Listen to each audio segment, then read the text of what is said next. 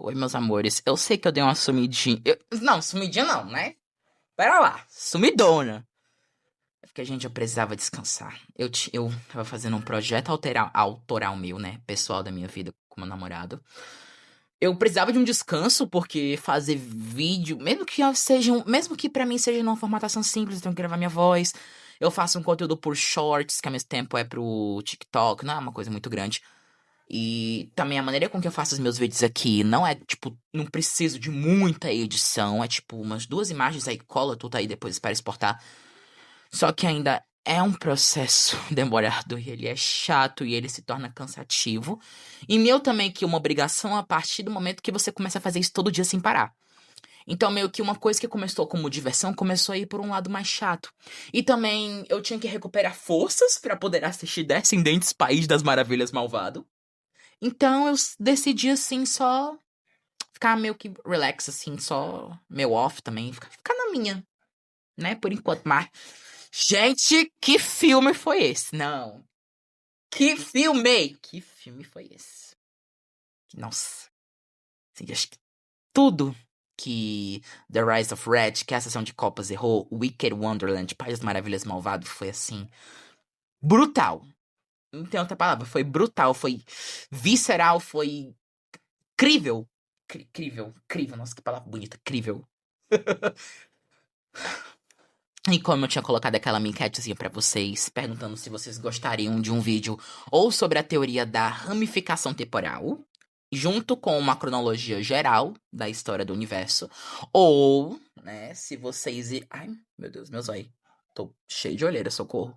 Ou se vocês iriam querer uma análise do filme, uma coisa que eu nunca fiz, e eu também acho que seria um pouquinho mais difícil. Eu agradeço que vocês tenham escolhido a ramificação, também eu acho ela mais interessante. E é isso.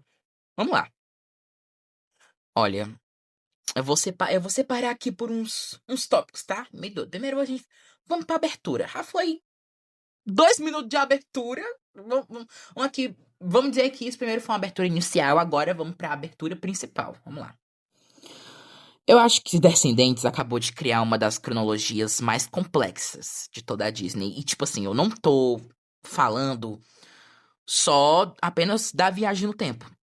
Eu tô falando das linhas temporais, dos paradoxos, memórias que não deveriam existir e personagens que mudaram completamente de um destino, e um vilão que também literalmente simplesmente enlouqueceu por causa de um único momento. Então, depois de assistir Descendants Wicked Wonderland ou Descendants País das Maravilhas Malvado, eu comecei, né, com a minha cabeça. Na hora que eu tava assistindo um filme, eu já tava, como assim? Essa informação tal conecta com tal e não sei o que com tal, e eu tentando. Que é um filme doido. Então eu comecei a ligar vários acontecimentos do quarto com o quinto, e quanto mais eu pensava, mais tudo parecia fazer realmente sentido. Então, hoje eu quero explicar a teoria que, na minha opinião, conecta tudo isso. Mas antes de começar, eu quero deixar logo um aviso importante. Nesse vídeo, eu vou separar o que é confirmado pelos filmes do que é a teoria. Algumas partes são, obviamente, claramente mostradas na tela, mas outras são interpretações minhas para preencher lacunas que o próprio filme, a própria franquia, ainda não explicou. Então, vamos lá. Primeiro ponto. O que o filme confirmou. Vamos logo começar pelo que realmente aconteceu. No quarto filme, Descendants The Rise of Red, Descendentes da Ação de Copas, a Red e a Chloe voltaram para o passado usando o relógio de bolso criado pelo Maddox. Elas alteraram acontecimentos importantes na Academia Merlin e depois elas voltaram para o presente. Até aí, tudo bem. Só que o quinto filme, ele mostrou uma informação completamente nova. Nós descobrimos que o Maddox também estudava na Academia Merlin. Isso já é uma coisa que cria um problema, porque quando... Ai, meu Deus. Quando eu fiz o meu vídeo tentando explicar como que poderia ter acontecido a história do país... do país não, olha. Da Alice no País das Maravilhas, eu não coloquei o Maddox como parte da Academia Merlin. Justamente por causa que... Primeiro, eu não sabia dessa informação, óbvio, não tinha como eu saber. E segundo, por causa que ele não aparece no filme. Tipo, poxa vida, é tipo, meio que. talvez o possível pai da Red e também, sei lá, um possível interesse romântico da Bridget. E também um dos personagens. É o criador do relógio de bolso, cara. Entendeu? É o mais. Então, tipo, ele estava no passado, mas ele não é mostrado e nem é mencionado. E também a Bridget não é amiga dele, ou sei lá. Ok. Ok. Abraça o filme. Abraça o filme. Só que o mais importante de tudo isso é que o filme mostrou que o Maddox viu a Red e a Chloe utilizando o relógio de bolso para voltar pro futuro. E esse detalhe muda absolutamente a história inteira. Agora, a gente vai pro paradoxo. Porque pensem comigo.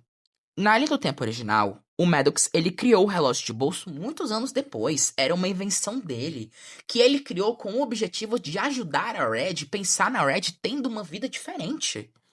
Agora, nessa nova realidade, ele conhece o relógio antes mesmo de ter inventado. Ou seja, ele cresce sabendo que aquele objeto existia, mas nunca foi exatamente ele quem criou. É exatamente aqui aonde esse paradoxo e essa complicação começa a nascer. Agora, a gente vai para a ramificação temporal. E é justamente por causa desse paradoxo que eu acredito que Descendentes não apagou a linha do tempo original. Na minha opinião, o universo, ele simplesmente se dividiu. Em vez de substituir uma realidade pela outra, uma nova realidade nasceu. A antiga, ela continua existindo. E uma segunda linha do tempo começa no instante que a Red e a Chloe viajam e começam a interferir no passado. Isso é o que nós chamamos de ramificação temporal. Eu vou explicar de dois jeitos pra vocês. O primeiro, vamos lá. Imagina que vocês estão andando por uma estrada. De repente, essa estrada, ela se divide em dois. As duas existem, tá? Tipo assim, digamos, tinha uma estrada, aí essa estrada, do nada aconteceu alguma coisa, ela mudou. Não, ela se dividiu. Ela virou duas estradas. As duas continuam existindo, as duas estão bem. Só que agora, uma leva pra um caminho e outra leva pro outro. Entenderam? Outra maneira de eu explicar isso de um jeito mais fácil. Imaginem que elas viajaram pro passado. Só existia uma única linha do tempo. Ó, bota aqui na mãozinha. Bota um. E aí, quando elas viajaram pro passado e elas começaram a alterar toda aquela bagaça, imaginem como seria complicado pro universo e pro tempo, o conceito do tempo, reescrever, absorver, reescrever e mudar mais de 20, 30 anos, 40 anos de história. Cara, seria muito complicado. Na minha percepção, elas e todos aqueles personagens, se precisasse de fato quebrar, digamos assim, a linha do tempo original, pra poder reescrever todos esses 40, 20, 30 anos, cara, todo mundo ia parar no limbo. Se vocês não sabem o que é limbo, é uma espécie de. Até onde eu sei, né? É uma espécie de vazio, né? Vazio escuro, assim, onde só tem escuridão, onde só tem frio, não tem tempo lá, não tem ambiente, não tem espaço, não tem nada, é só um grande vazio de absolutamente nada. Ia todo mundo parar ali porque não era possível que o tempo não colapsasse com uma mudança dessa. E outra, nós já vimos efeitos envolvendo isso, não exatamente do jeito que eu tô falando, mas efeitos envolvendo essa questão da viagem no tempo integrados em Alice através do Espelho, que também é um filme polêmico, né? O seu vilão, nem é vilão, né? É o tempo. O seu vilão, ele é complicadinho. Ele é eu ia dizer que era uma pessoa, mas ele não é uma pessoa. Ele é um ser, um conceito bem complicado. Ele é bem complexo. Temporal. E aí, com isso, em vez de mudar a linha do tempo, quebrar toda uma linha pra criar uma nova, o universo e o relógio de bolso só criaram uma espécie de multiverso, digamos assim. Uma espécie de um derivado da linha do tempo original. O que isso quer dizer que a linha do tempo original continua intacta, mas pela ausência da Red e da Chloe, nesse momento a linha está congelada, digamos assim, para que ela não se danifique. E disso dela nasceu uma linha do tempo ramificada. Nasceu um derivado. Vamos lá. Agora a gente vai pro novo Maddox. E é aqui que começa a tragédia do personagem, porque o Maddox da realidade original, ele inventou o relógio. Mas o Maddox da realidade ramificada, ele nunca precisou e ele nunca inventou esse relógio. Ele já tinha visto esse relógio funcionando, e foi isso que deu início à obsessão dele. Ele passou anos tentando descobrir quem criou o relógio, como ele funcionava, de onde ele veio, como que as viagens do tempo era possível, como era possível existir um objeto daquele tanto que ele precisou ser exilado da Ilha dos Perdidos por causa disso. Essa obsessão cresceu durante anos e permaneceu até os eventos desse filme. Quem sabe lá isso ainda vai durar mais uns 300 anos nessa linha do tempo ramificada, eu não sei. E com isso, ele criou o oráculo, né? E, tipo, na minha percepção, não é só. Ele não serve só pra procurar essas respostas sobre essa realidade que ele meio que descobriu, mas também foi isso que destruiu por completamente dele. Cara, pensa comigo. Ele descobre que existiu. O que existe tecnicamente? Uma outra versão dele, com uma outra vida, em um outro destino, em um outro mundo, e ele nunca vai poder alcançar isso. Mas não porque ele perdeu, mas porque aquela realidade simplesmente não é mais a dele. Agora ele tá. Agora o único Maddox precisou ser dividido em dois. E agora ele tá em um lugar que não pertence a ele, que não é dele, por culpa de outras pessoas. Agora a gente vai pro caso da Bridget. E aí a gente tem que falar do curta Shuffle of Love e da cena final do curta, enfim.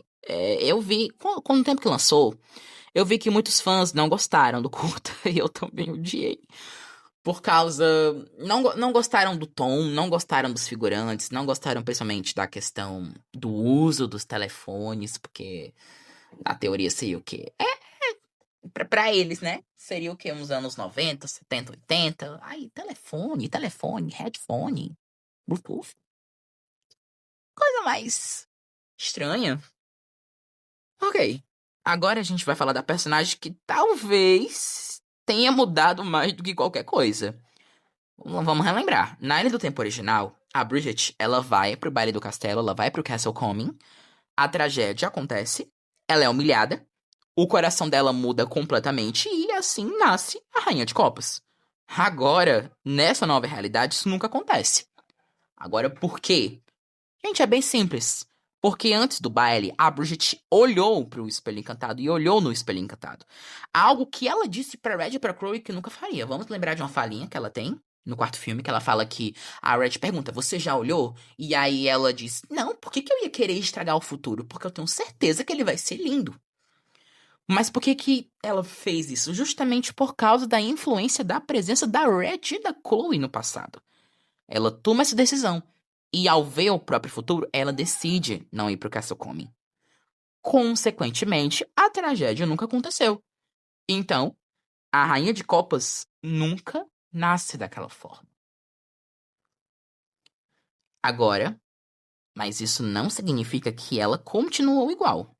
E é aqui onde entra uma parte da minha teoria. Eu não acho que a Bridget esteja escondendo uma personalidade malvada. Muito pelo contrário. Eu continuo acreditando que a Bridget é naturalmente uma pessoa boa. Só que, ao olhar para o próprio futuro, isso acabou mudando ela como pessoa. Assim como eu acho que mudaria qualquer pessoa. Ela deixou de ser aquela garota completamente inocente. Ela amadureceu. Ela passou a carregar um peso enorme nas costas. Ela sabia exatamente no que ela poderia se transformar. Ela ela conhecia, sabia de um destino horrível que ela conseguiu e que ela queria evitar. E isso muda completamente a forma dela de enxergar e de ver o mundo. Agora, vamos falar sobre o ego temporal. Tem uma cena, duas cenas na verdade, que me chamou muita atenção. E que meio que confirma a minha teoria. Que é quando a Bridget vai. Quando o Maddox já foi derrotado no final do quinto filme. E aí a Bridget fala assim pra ele: cortem a cabeça, só que logo em seguida ela já parece estranhar o que ela acabou de dizer. Como se aquela frase simplesmente tivesse escapado. Na minha percepção, isso pode ser um eco temporal, um reflexo da Rainha de Copas da linha do tempo original. Não porque ela esteja virando a nossa Rainha de Copas de agora, né, boazinha, mas porque as duas versões, elas compartilham a mesma origem. É quase como se, por um instante, as duas realidades tivessem se tocado, entendeu? E agora, vamos falar sobre a teoria do Morgue, que acho que é um babado complicado desde 2024, quando Peter, não lembro o nome do ator. O ator do Morgue, ele compartilhou umas fotos, né, das gravações de The Rise of Red, da sessão de copas, e isso deu o que falar. Foi bem complicadinho. E agora vem essa teoria que eu acho que ela também resolve outro mistério. Na linha do tempo original, a Red e a Chloe, elas nunca viajaram pro passado. Então, isso eu digo antes, tipo, delas usarem um relógio de bolso. Antes, quando tudo do passado aconteceu normalmente, não existia Red nem Chloe, tá? Então, ninguém havia escondido o livro de feitiços. E depois que a Oliana, o Hades, etc., eles são congelados, o Morg, na teoria, encontraria o livro caído no chão. E como a Morgana Le Fay, né, que é a mãe dele, é uma feiticeira extremamente poderosa, ele poderia pedir ajuda pra ela. Ela conseguiria desfazer o feitiço e também fazer o feitiço contra a Bridget, mas nisso existe um preço. Ele teria que entrar em um sono profundo permanente. Já na linha do tempo ramificada, o livro nunca fica na sala.